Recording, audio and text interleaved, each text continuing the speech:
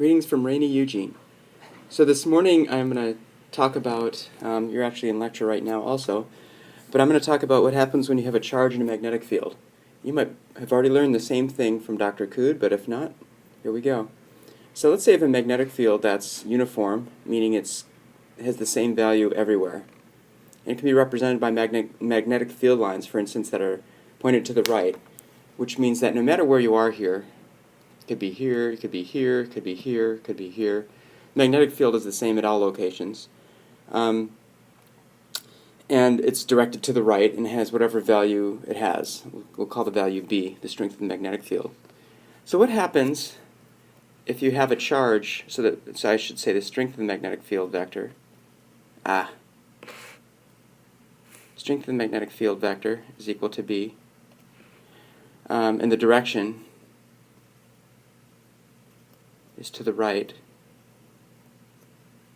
as I drew it here. So what that means, of course, is if you have a compass and you put a compass needle anywhere in this region, and I'll draw a compass here in blue, that needle would point in this direction, as if that were pointed north. Okay, so that's the meaning of magnetic field pointed to the right. All right, so what would happen then if I put a charge plus Q anywhere in this field? Could put it here, could put it here, could put it anywhere. And the answer is that magnetic fields do not affect stationary charges. So you can remember that. They don't exert a force on a stationary charge. So magnetic fields do not exert a force on a stationary charge.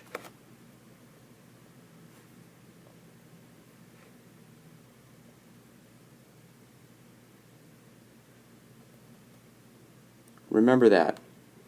All right, now if the charge is moving, that's another story. We'll get to that on the next slide. And so this is one big difference between magnetic fields and electric fields. An electric field would exert a force on a positive charge or a negative charge. Of course, that force is going to be in opposite directions in either case. But for a magnetic field, it could be a positive charge, it could be a negative charge. Here, too. I'll draw one of those in red here. Minus charge. It would just do whatever it was doing. If it was moving, it would stay moving. Let me take that back. I just said it's a stationary charge. It would sit wherever it's sitting as a result of that magnetic field. If it's a negative charge, it's just going to sit there. If it's a positive charge, it's just going to sit there. Okay, next slide. So now what happens if the charge is moving? So again, I'm going to draw the same magnetic field lines directed to the right.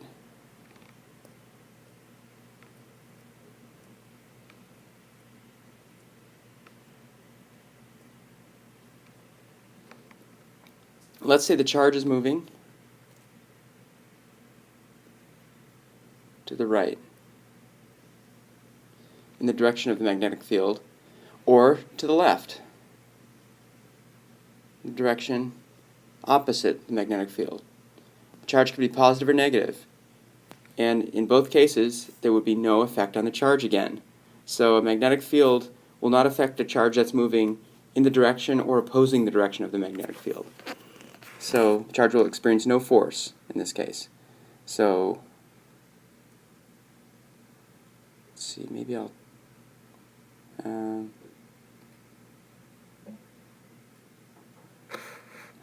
type it in.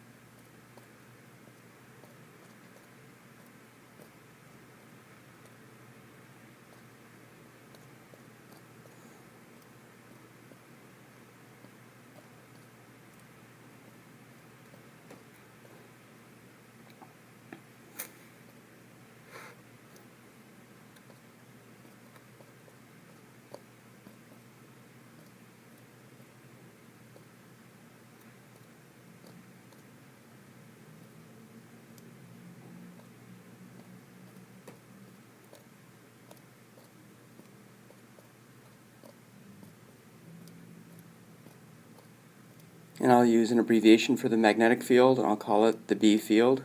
You can see why. Much less time to type it. Alright.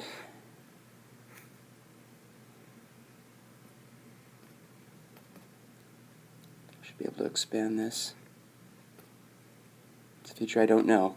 Alright, so I did all that typing, you can't even see it. See, oh, here we go.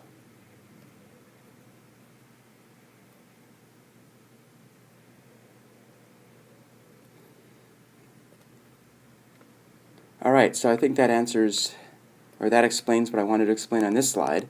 So I'm showing you all the cases where the magnetic field will not affect the charge. It won't affect the charge if the charge is stationary. It won't affect the charge, by effect I mean exert a force on the charge, if the charge is moving with or against the direction of the magnetic field. So when will it affect a charge? Let's go to the next slide. Again, I will draw the magnetic field lines. This.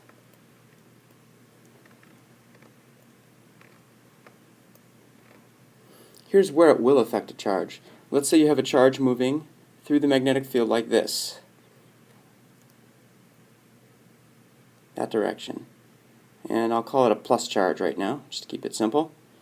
If the charge is moving perpendicular to the direction of the magnetic field, here's where it gets interesting. The charge is going to feel a force, or experience a force, perpendicular both to its direction of motion, perpendicular to this blue line here, and perpendicular to the black line of the magnetic field. In other words, the charge is going to feel a force that's either into or out of the page in this case. Alright, so if I were to sketch it, I'm going to be using the right-hand rule, which we've talked about before. And the expression for the size of the force is given by this equation here, which I'll write out. The force, and it's a vector force, forces are a vector, is equal to Q times the product of V with the cross product of B. V is the speed of the charge, or the velocity of the charge.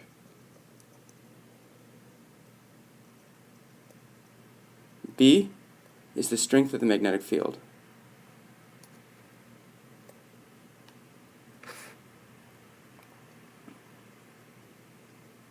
Well, it's actually the vector magnetic field, because it's a vector sign, but if you want to know how big it is, it's the absolute value of that is the strength of the magnetic field. So B with a vector sign over it refers to the fact that it has a direction also. So the cross product, whenever you see this cross product right here, this X, it means you can use the right-hand rule. And the way you do that is you look at the first vector, which is V, and you put your fingers in the direction of the V, which is in this direction of the arrow here.